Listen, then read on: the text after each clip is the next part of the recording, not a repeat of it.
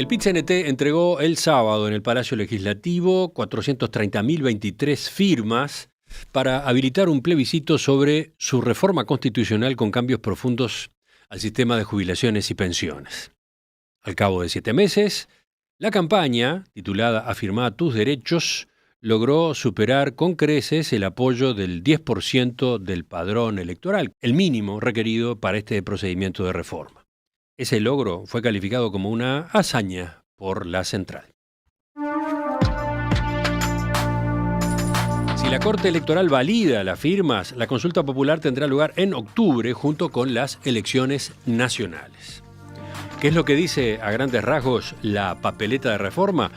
1. Elimina las AFAP, ya que prohíbe los sistemas de ahorro individual con destino jubilatorio. 2. Establece que las personas tendrán derecho a la causal jubilatoria común a los 60 años de edad y 30 años de servicios continuos o corridos, con lo cual se deroga el aumento de la edad de retiro previsto en la ley votada el año pasado. 3. Indica que ninguna jubilación ni pensión podrá ser menor al valor del salario mínimo nacional. Recordemos que el oficialismo, varios economistas independientes y también algunos sectores del Frente Amplio vienen alertando que estos cambios tendrán un impacto fiscal gravísimo e incluso sostienen una expropiación de los ahorros de los trabajadores depositados en las AFAP. En los próximos minutos vamos a conocer más a fondo cómo fueron estos meses de campaña y además vamos a pasar en limpio la propuesta. Esta iniciativa impulsada por el movimiento sindical junto con varias organizaciones sociales. Para eso recibimos a Nathalie Barbé, secretaria general de la Asociación de Trabajadores de la Seguridad Social, el gremio que impulsó originalmente esta reforma. Nathalie, buen día. Buenos días, ¿cómo están? Y Daniel Tiberio, secretario general del SUNCA, Sindicato de la Construcción, el gremio que más firmas aportó a la campaña. Tiberio, buen día. Bueno, buenos días, ¿cómo están ustedes? A ver, empecemos por el número, o por los números. Ustedes entregaron 430.032 firmas. Eso fue al mediodía, ¿no? Exacto. Después llevaron algunas más. Después hicimos una última entrega de 598 más, con lo que quedamos en 430.621 firmas. ¿Qué significado político le dan a esa cantidad, a ese número que supera holgadamente los mínimos establecidos en la Constitución? Primero que nada, lo que vimos desde el principio en la respuesta de la población, ¿verdad? Que fue diferente a otras iniciativas que tuvimos, porque se habla de un daño ya instalado. A diferencia de las otras iniciativas que de repente teníamos que explicar ciertos artículos, cuáles eran los perjuicios que podía llegar a tener la población, los 3 puntos que nosotros implantamos, la población los conoce. Tenemos un casi 60% de jubilados por el régimen AFAP, cobrando menos de 1.900 pesos. Si no es un jubilado, es la familia de ese jubilado. Tenemos casi 300.000 jubilados cobrando menos del mínimo nacional. Y saben lo que es vivir con ello.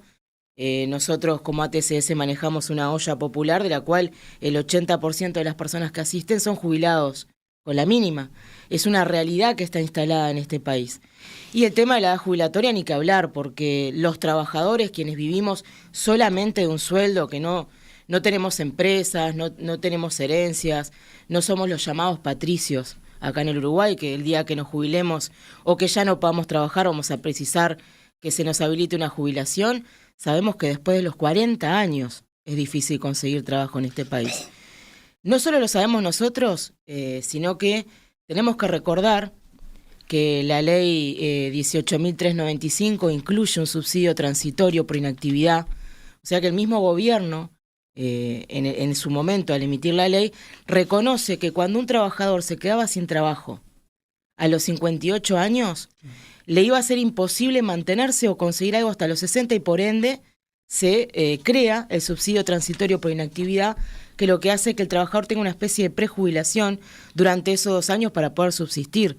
Ni que hablar con el subsidio por desempleo, cuando un menor de 50 queda sin trabajo, tiene 6 meses de cobertura, un mayor de 50, reconociendo el Estado ese problema de conseguir trabajo, tiene 1 año entero. Entonces, en ese mismo país, sin cambiar políticas sociales ni de empleo, dijimos un día, bueno, no pueden a los 58, llevemos hasta los 65.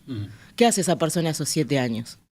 Estoy anotando, vamos a ir anotando estos argumentos porque está claro que empieza un periodo de debate fuerte en torno al texto de la papeleta, y este tipo de datos, este tipo de diagnósticos van a estar sobre la mesa.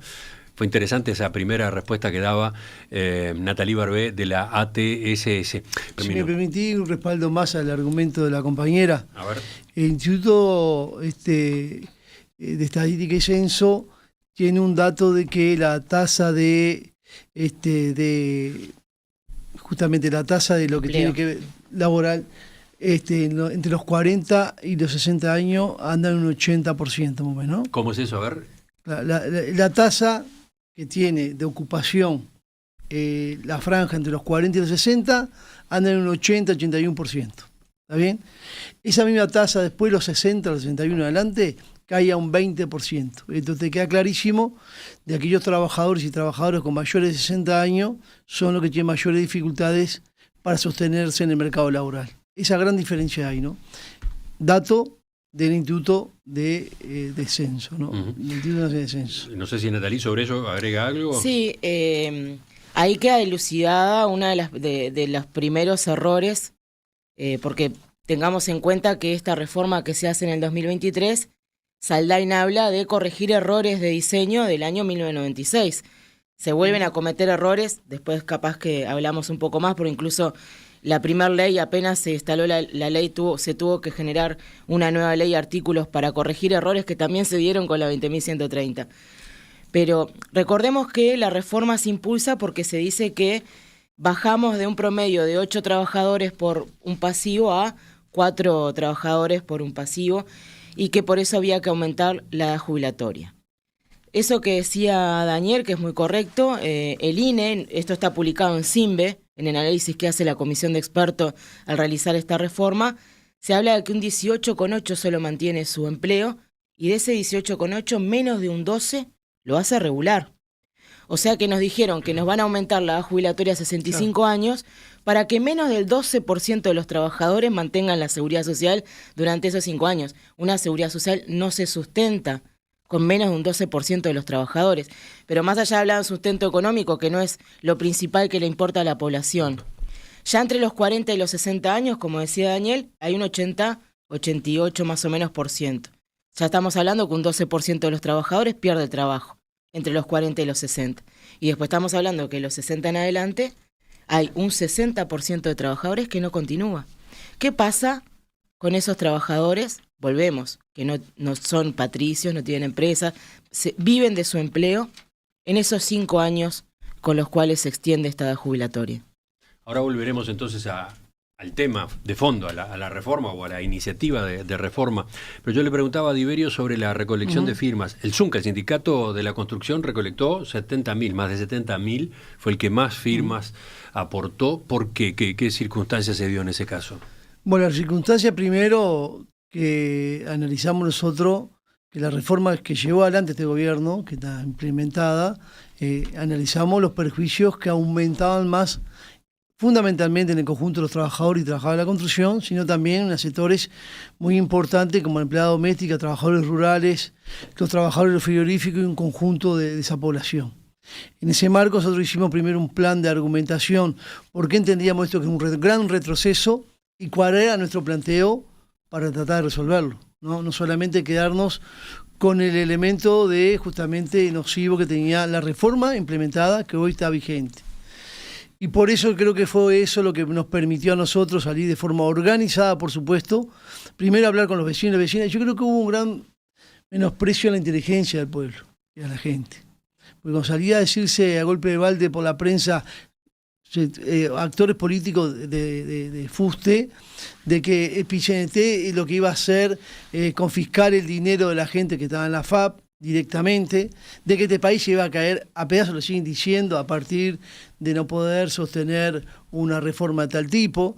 Bueno, yo creo que cuando empezamos a hablar con la gente y empezamos a discutir, la gran mayoría de los que fuimos, por lo menos que pudimos abordar, decidió acompañar con la firma, pero muchos de ellos, eso también es importante, fueron parte después de la recolección de firmas. Yo creo que eso es lo que explica un poco por qué el volumen de firmas conseguida, a pesar de una campaña muy austera, ustedes vieron que en lo que tiene que ver los grandes medios de publicidad, de comunicación.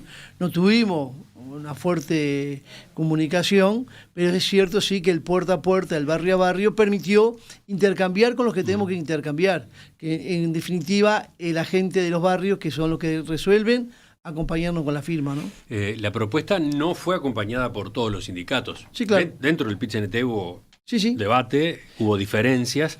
AEBU, por ejemplo, incluso realizó públicamente cuestionamientos muy duros al texto de esta papeleta. ¿Cómo fue el vínculo con esos otros gremios, con los gremios que no acompañaron durante la campaña de recolección de firmas? Zunca no votó la propuesta de ATCS en la mesa reparativa que se presentó. Ahí en la mesa reparativa teníamos distintas opiniones tácticas para llegar al objetivo. Lo que sí es cierto que pertenecemos a una central única. En consecuencia, cuando resolvió la mesa reparativa, lo que resolvió para el Zunca fue lo que resolvió también el Zunca.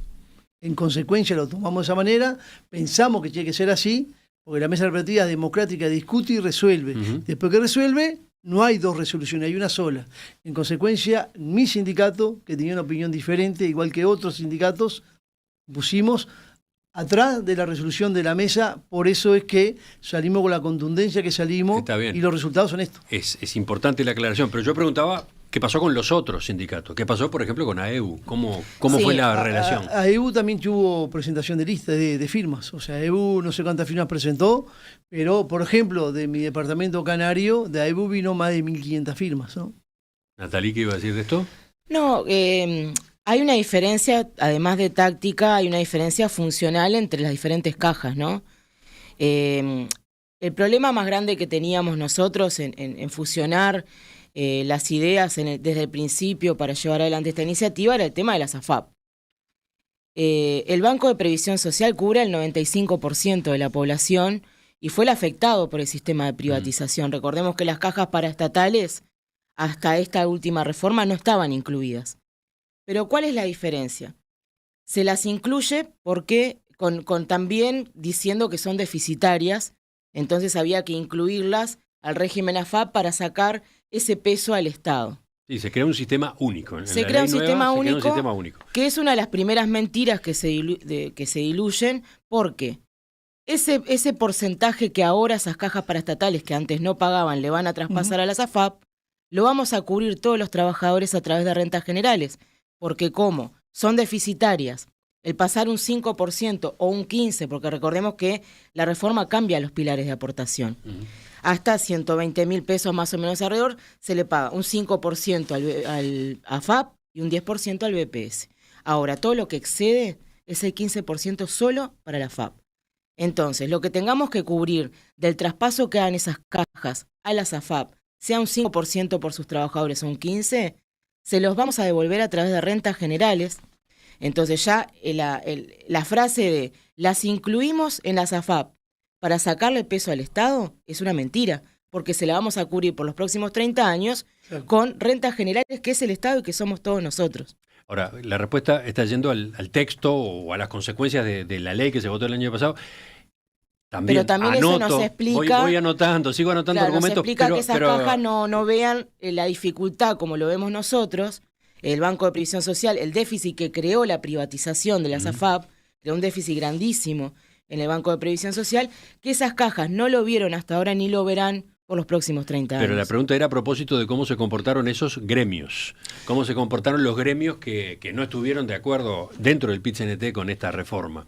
Nosotros entendemos que, es por lo que te estaba comentando, que no tienen un perjuicio directo en sus jubilaciones. Pero entonces no se movilizaron, efectivamente.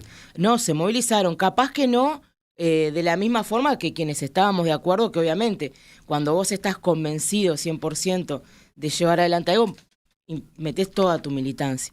Los gremios, todos los gremios de la Central de Trabajadores juntaron firmas y las entregaron. Obviamente cuando se mantiene la unidad, pero no estamos 100% convencidos, no se pone la misma cantidad de militancia. Pero eso pasa en todos los ámbitos de la vida, no solamente en lo sindical. Sí. En el caso de AEBU en particular, no solamente se daba eso que usted señalaba, sino un comunicado, notas de prensa con críticas lapidarias a la reforma. Era otra cosa, era enfrentar directamente el texto de la reforma, ¿no? Sí, eso, o sea, es válido Cada uno ve desde su lugar qué táctica lleva adelante para tratar de que su opinión tenga más peso o no. Solo personalmente, voy a reiterar, el Zunca opinó donde tenía que opinar, resolvió donde tenía que resolver y después jugó como tenía que jugar. Entonces, respetando las opiniones y la independencia que tiene cada organización sindical, y eso hay que ser claro, sobre cómo lleva adelante su táctica para lograr su objetivo, por supuesto que tenemos claro que la central resolvió recoger firma y en consecuencia eso fue lo que hicimos todos los gremios, ¿no? Y con los partidos políticos, se lo pregunto porque en el Frente Amplio, sí, digamos, los dos sectores más grandes que apoyaron la recolección fueron el Partido Comunista y el Partido Socialista, también el Partido por la Victoria del Pueblo. ¿Qué vínculo hubo con esos grupos? ¿Cómo participaron? ¿Cuánto aportaron? Bueno, ahí todos los sectores que quisieron apoyar y salir también a recolectar firmas lo hicieron con su propia estructura y está bien que sea así. Hubo un aporte muy importante que vino de esos sectores, yo no tengo el número, capaz que lo tiene la compañera, pero sabemos que hubo un aporte muy importante. Pero también destacar, ¿no? Que miles y miles y miles de los que votaron son votantes de sectores que quizás no apoyaron la recolección de firmas.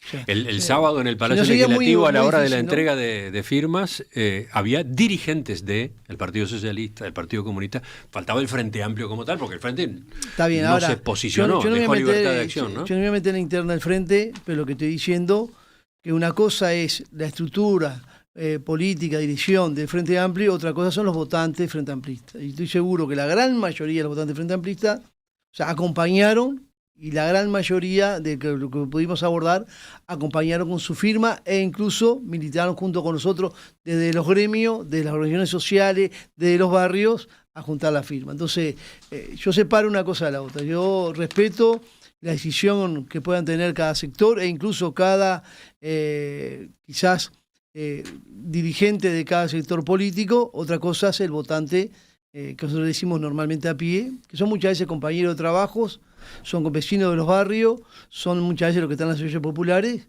que entendieron acompañar esta iniciativa, independientemente de la resolución que haya tomado su sector. Enseguida retomamos la entrevista con Nathalie Barbé, de la Asociación de Trabajadores de la Seguridad Social, y Daniel Diverio, secretario general del Zunca. Vamos a meternos de nuevo, vamos a volver a encarar el debate a propósito de la papeleta, preparando o dando pie a una serie de enfoques que seguramente incluiremos en el programa en los próximos meses. Fue el gran acontecimiento político del fin de semana. El PIT-CNT entregó el sábado más de 430.000 firmas, con lo que superó de manera muy holgada el mínimo necesario para habilitar un plebiscito sobre su reforma constitucional con cambios profundos al sistema de jubilaciones y pensiones. Ese es el punto de partida de la entrevista que estamos desarrollando esta mañana. Nos acompañan Nathalie Barbé, secretaria general de la Asociación de Trabajadores de la Seguridad Social, y Daniel Diverio, secretario general del Zunca, Sindicato de la Construcción. Recordemos, esta enmienda constitucional se impulsa como reacción a la aprobación a mediados del año pasado de una ley, la ley de reforma del sistema de jubilaciones y pensiones que impulsó este gobierno, a la que el PIT-CNT se opuso. Pero el texto que ustedes promueven no es la derogación de aquella ley. Sí deroga uno de sus aspectos, el aumento de la edad mínima de retiro, pero además incluye otras medidas que de hecho implican cambios de fondo en el sistema previsional que estaba vigente antes de la ley esta del año 2023. ¿Por qué? ¿Por qué fueron por ese lado?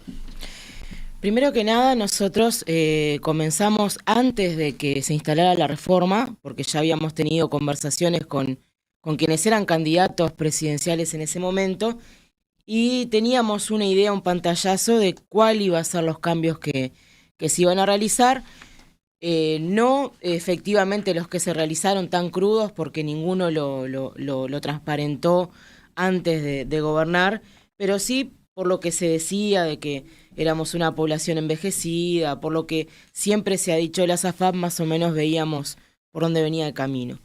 El resultado de ir a una enmienda constitucional es porque se visualizó cuando se establece la 20.130, lo que hoy hablábamos, que se habla de sustentar una seguridad social con los trabajadores trabajando hasta los 65 años y con ese 12% no se sustenta.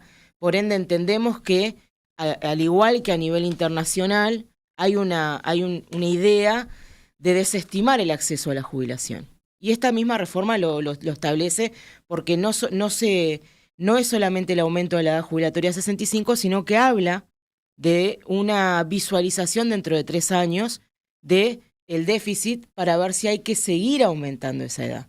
Y estamos viendo que en España, que en Francia, que en muchos países, no solamente de Latinoamérica, sino del mundo, se está intentando llevar la edad jubilatoria a los 70 años y lo visualizamos como un quite de responsabilidad al Estado, un inacceso de la población a la jubilación, por lo cual van a generar un sálvese el quien pueda. Al un trabajador tener, pongamos un ejemplo, 25 años y decirle que se va a jubilar a los 70, seguramente si su patrón le dice no aportemos a la seguridad social, te brindo el 100% de tu sueldo, lo va a aceptar. Porque al aumentar la edad jubilatoria en un país como el nuestro, por lo que decíamos hoy, que no tenemos trabajo para los mayores de 50 años, desestima el acceso a la jubilación y la esperanza de jubilarse. Y creo que la intención es esa, que bajo el criterio de vivimos más, que no, el vivir más no te rejuvenece, el que la ciencia haga que podamos vivir más años no quiere decir que nuestro cuerpo soporte el trabajo más años de lo que antes lo soportaba, es solamente una excusa para desestimar el acceso a la jubilación. Entonces dijimos, esto hay que establecerlo en la Constitución, porque es una intención a nivel mundial, y no podemos dejarlo librado a las intenciones de los partidos políticos que gobiernen. Porque si nosotros lo hacemos por un partido político por ley, basta que venga un gobierno diferente con otras intenciones y por otra ley lo vuelva a cambiar. Antes de seguir con la respuesta, pregunto acá, pero si se pone en la Constitución, esto también se ha hablado mucho estos meses, ¿no? Si se coloca en la Constitución la edad de retiro, la edad mínima de retiro, no hay margen después para modificarla, si cambian las cosas, si evoluciona muy favorablemente la esperanza de vida, etcétera, etcétera, etcétera, ¿no? Es muy rígido dejarlo en la Constitución, ¿no? Sí hay margen. Es rígido el acceso a la jubilación, lo que hablábamos de que si un trabajador a los 60 años no consigue trabajo, tenga un respaldo. Recordemos que antes de la ley 20.130, la ley 16.713 daba un incentivo para continuar trabajando. Por cada año que tú trabajabas más de los 60, se te da un incentivo de un 2%. Entonces, en vez de irte con un 45%, que es la tasa de reemplazo que se abona de jubilación, te ibas casi con un 53%. Eso es lo que tiene que realizar un gobierno si el día de mañana la persona o nuestra vida cambia. La persona va a tener un acceso al causal jubilatorio común a los 60 años con 30 de trabajo. Puede seguir trabajando. Entonces, lo que nosotros realizamos al dejarlo en la Constitución es que si esa persona realmente no puede trabajar, acceda a una jubilación, pero si puede hacerlo, se puede volver a dar ese incentivo que se dio durante 30 años para que la persona continúe trabajando si es necesario. Bueno, pero mi pregunta era más general. ¿Por qué además de este tema, que sí tiene que ver con la ley que se votó el año pasado, ustedes incluyeron otro tipo de reformas en la iniciativa? Bueno, lo de la SAFAP es crucial. Lo estamos viendo en Argentina. En el gobierno de Cristina Kirchner se eliminaron las AFAP por leyes. Son leyes paramétricas para eliminar la privatización y el lucro de por vida y que la seguridad social sea un derecho humano fundamental fuera de los fines de lucro, tiene que ser una reforma estructural y las reformas estructurales se hacen en la Constitución, por lo mismo. Ahora estamos viendo, todos sabemos que el gobierno de Milei ya está hablando de una reforma jubilatoria y pensionaria donde va a volver a incluir la privatización, de lo cual Argentina se libró en 2008, o sea que 15 años casi después vuelve la privatización, vuelve en ese sistema, los cuales sacaron que es gracioso porque nosotros estuvimos en Argentina y de este problema de juicio de MetLife no se habló en Argentina, pero acá tuvimos los principales canales hablando de ese tema. Lo principal de ese juicio es que laudaron de que eran altamente deficitarios, mismo en el juicio, en lo que se da de final. Y tenemos una empresa que invierte $13.800.000 para hacer un juicio y gana 6 millones. Ahí quedó altamente demostrado de que incluso la parte jurídica comprueba que este tipo de privatizaciones son insustentables, más allá de que mucho antes, en el 2008, la hace la OIT, ¿no? Hay un análisis que se llama Reversión de las Pensiones, que habla de lo nefasto que fueron estas privatizaciones, por lo cual de 30 países, 18 ya sacaron estos sistemas. Entonces, había que dejarlo en la Constitución para que no dependa de los gobiernos de turno. La pregunta es ¿por qué ahora? ¿Por esas razones? Digo porque desde el año 99 que la Asociación de Trabajadores de la Seguridad Social intentó una reforma constitucional para eliminar las AFAP y no llegó a las firmas, ¿no? En realidad llegó a la cantidad de firmas, pero no hubieron anulaciones que hizo que no quedaran las que necesitaban. No se pudo hacer el plebiscito Exacto. sobre aquella propuesta de ATSS. Desde entonces el tema de eliminación de las AFAP está en la plataforma, está en las preocupaciones, en los reclamos del PIT-CNT, pero nunca se iba a concretarlo, nunca se presentaba una reforma. ¿Por qué ahora sí? Hay una realidad, sí, hay una realidad que hoy se está viendo como más tangible lo que significa la AFAP. Cuando hoy se plantea que hay dos tercios de la población que está cobrando la rentabilidad de la AFAP y no llega a 900 pesos de rentabilidad, hoy ya más tangible. O sea, la gente está viendo en carne propia la realidad de lo que es la AFAP, y a su vez también lo que hizo esta última reforma de gobierno modifica también lo que tiene que ver con las tasas de las comisiones. Porque también a partir de esta reforma, si tú te quedas sin trabajo, como pasa en la construcción, te siguen cobrando las comisiones de lo que vos ya tenés en tu cuenta individual. Entonces está claro que eso aún perjudica mucho más a los trabajadores, y eso también el trabajador lo identifica y es parte también por qué apoya o por qué acompañó con la firma para que se discuta el tema justamente de lo que tiene que ver con la AFAP, ¿no? Con respecto a lo que nos preguntabas de las AFAP, es porque hubo un cambio también en esta reforma. Primero que nada, era el momento porque ha sido una de las reformas de privatización más cruda en los últimos 30 años, luego de la 1673 en el 96. Porque ahora ni siquiera es voluntaria la afiliación a las AFAP. Desde el 1 de diciembre del 2023, todo trabajador que ingresa al trabajo por primera vez o que cambia de aportación de caja, si yo me voy hoy del BPS y me voy a trabajar a la caja bancaria, me incluyen obligatoriamente en las AFAP, ya no es voluntario y es un sistema del cual no se puede salir. No solamente se recrudece, sino lo que te decía hoy, se cambian los pilares.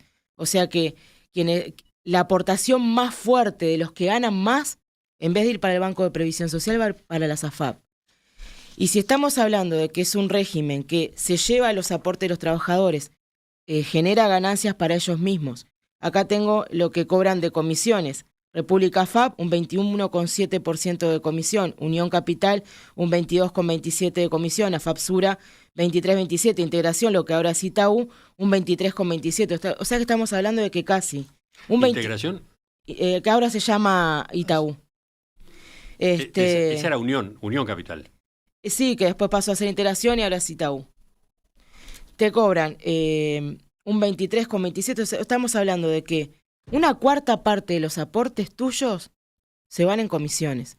Y esto se recrudece justamente al cambiar los pilares, que hasta 125.000 pesos, el 5% lo aportes a la SAFAP y el 10% al BPS, y todo lo que excede lo aportes el 15%. O sea que ya no vas a tener aportes al BPS si excedes los 125.000 para arriba, sino que va todo a la FAP para que te saquen un 4%. Se recrudece muchísimo. Se establece un sistema que, como te decía hoy, la OIT lo dice que es altamente negativo para los sistemas, por los cuales, como decíamos, 18 ya lo sacaron, y vemos en un país que el 95% de la población se cubre por el Banco de Previsión Social y que todas las contingencias de vulnerabilidad social, como el desempleo, subsidio por desempleo, maternidad, enfermedad, se tienen que cubrir con los aportes de los trabajadores. Se incrementa esa quita de aportes para ir hacia las financieras y no hacer ese reparto solidario para que se puedan cubrir las pensiones, jubilaciones, subsidios por desempleo. Era el momento porque aparte está el tema en la calle, lo que no nos pasó en el 99. Claro. El tema no estaba en la población creía esa doble jubilación que le prometían las AFAP y fue muy difícil. Pero yo decía, son varias las reformas que incluye la papeleta. ¿Sí? Y una de ellas tiene que ver con la relación entre las pasividades y el salario mínimo nacional. De nuevo, ¿por qué se introduce un factor como ese ahora? Con respecto a la equiparación de las jubilaciones y pensiones, es lo que decíamos hoy. Tenemos jubilados que ganan menos de 18.200 pesos, que es la mínima hoy, 18.200. Tenemos pensionistas, o sea que tenemos que pensar que la madre de un niño discapacitado tiene que vivir con 16.000 pesos mensuales. ¿Por qué vivir? Porque la discapacidad incrementa muchísimo la desocupación en la familia que se hace cargo de ese niño. Llevarlo al salario mínimo nacional tenía dos patas principales. Una, un incremento en lo que ganan. Porque a quien cobra 18.000 pesos, 4.000 pesos es muchísimo. No le vamos a salvar la vida. Obviamente que hay que seguir trabajando, pero ya ese pequeño embrión, no se olvidemos que los jubilados, yo trabajo en el Banco de Previsión Social, en julio están desesperados por un aumento de 800 pesos. Imagínense 4.000. En la madre de un hijo con discapacidad que pasa de 16.000 a 22.000, lo que puede invertir en su alimentación, en lo que necesita para sus cuidados, etcétera, cambia altamente. La otra pata es, nosotros no podemos esperar que quienes luchen por el aumento de las jubilaciones y pensiones sean la madre de un discapacitado o un jubilado. Una cosita nomás.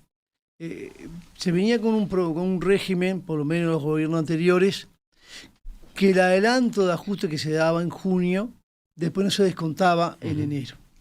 Eso llevaba a que si se hubiese mantenido ese régimen que acá se modificó, hoy las jubilaciones mínimas estaban superando los 20.000 o cerca de los 21.000 pesos. O sea, si hubiésemos mantenido el régimen, hoy la jubilación mínima no tendría la dificultad de estar diferenciada con el salario mínimo, ¿no? Está claro que al cortar ese proceso que se venía del adelanto del ajuste de los pasivos y no descontándoselo, está claro que la brecha fue mayor, entonces es necesario generar las condiciones para que esa brecha realmente no exista, ¿no?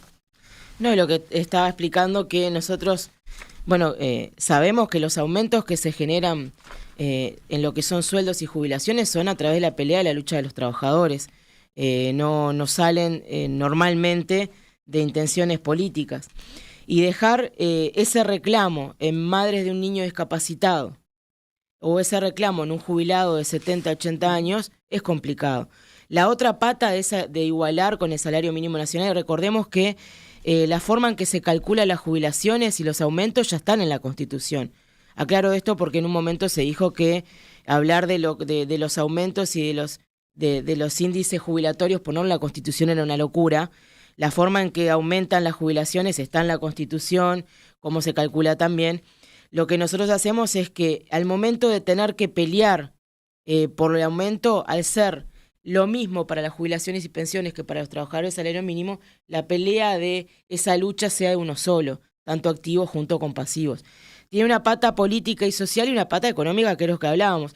Más allá de que también fue altamente criticado porque se hablaba de que subirle 4.000 pesos a un pasivo iba a fundir el país, y lo salían a decir personas que ganan 6 cifras y que cuando se les aumenta el sueldo a ellos de 500.000, capaz que a 550.000, jamás proponen un problema o un miedo de que el país se funda. Cuando nosotros hablamos de aumentarle un pasivo de 18.000 a 22, parece que ese miedo sí comienza a correr.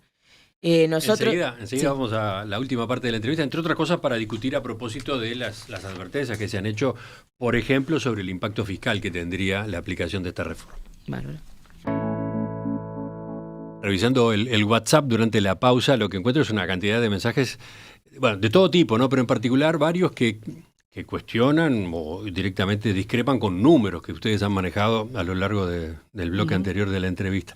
Por ejemplo, y después en todo caso volveremos sobre otros, comisión de la SAFAP. Ustedes hablaron de una comisión de 20%, cuando dicen oyentes, tengo acá mi recibo, la comisión es de 4%. ¿Cómo es que llegan al 20%? ¿Qué es ese número? Sí, tienen que fijarse en el recibo que la FAP, para mantener los ahorros, le cobra, sí, por ejemplo, República un 4,4% de administración, porque la comisión es lo que engloba todo lo que te cobra la FAP por tener tu dinero ahorrado. La administración es un 4,4%, pero también cobra un 16,67% de prima de Banco de Seguros, que es lo que asegura que la persona en el momento que se va a jubilar, República FAP le da el capital ahorrado al Banco de Seguros y le dice, bueno, de ahora en más pagale la jubilación. Ese es otro concepto. Es un concepto de prima de seguro que te cobra la AFAP por tener los capitales, incluso si llegaras a fallecer, por brindarle, siempre y cuando fallezcas sin ser jubilado y no teniendo herederos de pensión, poder darle a tu familia ese, que es un 4% de todo lo que han pago nomás, ¿no? Es muy poco porque morir con menos de 65 años hoy, hasta ahora eran 60, y no tener hijos menores de 21, no tener una concubina, una esposa, un familiar enfermo a cargo, es un 4% nomás que se ha pago de eso, y para eso cobran esa prima, para poder asegurar que el Banco de Seguros pague las jubilaciones y que si la persona fallece pueda cobrar de capital. Bueno, volveremos sobre ese punto. Seguimos, vamos a otro de los asuntos que estaba en debate en torno a esta papeleta. Repasemos entonces. Los principales puntos planteados por el PIT-CNT en esta reforma son incremento de jubilaciones y pensiones mínimas hasta coincidir con el monto del salario mínimo nacional, fijación de la causal de jubilación común en una combinación de 60 años de edad y 30 de contribuciones, y eliminación del pilar de ahorro individual, es decir, las AFAP. Uno de los reclamos más frecuentes, más fuertes que se le hace a este planteo es el impacto fiscal que estos cambios van a tener. Y lo más reciente en esta materia estuvo la semana pasada cuando el economista Gonzalo Zunino de CIMBE actualizó las estimaciones de esa institución en materia de números. Concretamente, escribió: la reforma propuesta profundiza el diagnóstico de insostenibilidad financiera del sistema, que ya era importante en el régimen anterior y que motivó el inicio del reciente proceso de reforma. En caso de aprobarse, la sociedad uruguaya se compromete a obligaciones que le exigirán incrementar las fuentes de financiamiento para la seguridad social en 8 puntos del PBI, es decir, el esfuerzo extra para financiar a un ya importante sistema previsional supera holgadamente, por ejemplo, a la totalidad del actual presupuesto educativo. Va a haber que agregar más que el actual presupuesto educativo para financiar lo que aumentan las exigencias de financiamiento del sistema de seguridad social. ¿Qué responden ustedes sobre esto? Porque una de las críticas más duras es que ustedes proponen esto, que resulta tentador, que resulta obviamente interesante para la persona, pero no explican cómo se va a financiar. En realidad lo hemos explicado, sí, lo que pasa es que no hemos tenido la posibilidad de los grandes medios que dieran nuestra voz para poder explicarlo. Primero que nada tenemos que tener claro que 1.500 millones de dólares, 1.500 millones de dólares anuales que se transfieren a la AFAP, que se saca del aporte de los trabajadores para cubrir justamente las jubilaciones y las pensiones, lo que habla Zunino, lo que es el gasto del Banco de Previsión Social, deja de transferirse, vuelve a quedar en el Estado, y el gasto que llevaría, porque hay que aclarar algo también, nosotros esta papeleta no la hizo solo el PIT-CNT, obviamente que la parte ideológica de lo que era necesario sí estuvo ATCS, PIT-CNT. También estuvieron economistas como Antonio Elías, Viera, Notaro, y juristas como Valeria España, que son profesionales en derechos humanos, Juan Cereta, Michael Dickmarch. Hay un sustento profesional y técnico también con esta iniciativa. No es solamente se nos ocurrió hacer justicia social y que luego el Estado pague lo que nosotros imponemos. El gasto de aumentar las jubilaciones y pensiones ronda $500,000. O sea que cualquier uruguayo... Perdón, $500,000 ¿cuándo? Anuales. Pero esto va evolucionando, esto no es un número fijo año a año, ¿no? No, va evolucionando. Obviamente las aseveraciones que se han hecho a futuro se han hecho al 2075. Nosotros lo hicimos al 2050 porque es imposible hacer un análisis hacia el 2075 cuando no sabemos qué va a pasar ni en el mundo con los problemas que estamos teniendo a nivel mundial, ni acá en Uruguay cuando atravesamos una pandemia que cambió todas las expectativas que podíamos tener. Se lo digo porque, por ejemplo, Zunino dice, este esfuerzo en materia de financiamiento no es solo un problema de muy largo plazo. En 10 años, en un plazo bastante cercano, el esfuerzo de financiamiento ya superará levemente 1% del PBI. Y hacia el 2050, esto es dentro de 25 años, ya se ubicará en el orden de 4% del PBI. A ver, vamos por parte. Y los economistas yo sé que trabajan mucho en números fríos, pero que tenemos que discutir políticamente qué país queremos. y hacia dónde dirigimos nuestras finanzas en general y nuestro presupuesto. Y algún día hay que discutir también entre 10, 15, 20 años cuál va a ser el mercado laboral, cómo se va a comportar. Por ejemplo, hoy, 2024, estamos analizando en que todas las industrias, o en la gran mayoría de la industria, a partir de nuevas formas de trabajo, fundamentalmente con nuevas tecnologías, no solamente se ha en algunos lugares duplicado o triplicado la producción, sino también la ocupación de puestos de trabajo. Y eso genera mayor rentabilidad, por supuesto. Esa rentabilidad, ¿cómo se distribuye? Yo voy a un caso concreto porque conozco por lo menos la construcción. A pesar de tener un crecimiento salarial por encima de la inflación más de un 80%, sin embargo, el costo de un trabajador en un centro de trabajo bajó más de un 50% comparado con 40 años atrás. Ese margen de rentabilidad, esa diferencia de costo, ¿cómo se distribuye? ¿No habría que discutir ahí? ¿No habría que discutir algunas exoneraciones que tenemos hoy? Por ejemplo, las exoneraciones de la educación pública. Privada. Donde vos tenés institutos que sus matrículas se pagan en dólares. Hoy se está hablando de la construcción de institutos privados en los barrios privados. Exoneraciones en el BPS. La salud privada. Y podemos seguir nombrando, ¿no? ¿Qué pasa con la devolución fiscal que se tiene en algunas inversiones que llegan al Uruguay? De por lo menos dudosos lugares que llegan, y está claro, con muy poco garantías de devoluciones a la sociedad. Yo estoy hablando, por ejemplo, lo que tiene que ver con las viviendas de interés social que eran antes, que ahora son viviendas promovidas, donde Uruguay explotó, generó mucho empleo, es cierto, pero no resuelve para nada lo que es el déficit habitacional. Es más, la mayoría de esas viviendas son vendidas por especulación y están vacías. Una devolución fiscal de 80 millones de dólares por año. Y un caso que está hoy en boga, que tiene que ver con los barrios privados, una inversión como la que hacía Balsa, que tuvo una devolución fiscal, una renuncia fiscal, de 43 millones de dólares. O sea, ¿no hay que revisar primero todo eso? Bueno, pero y entonces, por ahí, a ver, permitime, pero y por ahí vos podés gustaría, generar la posibilidad de decir, bueno, dirigemos hacia acá, sabiendo que vos tenés que sostener esto, y revisar todo lo otro. Pero entonces ustedes están hablando de una reestructura fiscal, No. de una reforma tributaria. Vamos a aclararlo. De nuevas fuentes de recursos para la seguridad social. ¿Cuál debe ser los objetivos o las prioridades que debe tener el Estado y la sociedad? Hoy está dirigido hacia otros lugares. A mí me gustaría aclarar algo porque de repente hay verdades que se dicen total y a medias. Zunino habla de que se va a generar ese déficit porque se va a acabar el recurso de los 22.000 millones de dólares que vuelven de lo que tienen recaudado las AFAP al Estado. No toma en cuenta los 1.500 millones de dólares que se dejan de transferir anualmente. Pero más allá de eso... Está tenido en cuenta, sí, eso está tenido en cuenta. En los informes que ha hecho siempre está absolutamente... tiene en cuenta, Zunino, en esto que tú estás nombrando, que yo también lo leí, los 22.000 millones. No se habla de lo que se deja de transferir y que el 100% de los aportes de los trabajadores queda para justamente el sistema solidario. Más allá de eso, nosotros esto tenemos visto... Estaba mirando hoy el editorial de La Diaria, sí, que hace una serie de apuntes sobre la reforma de la seguridad social.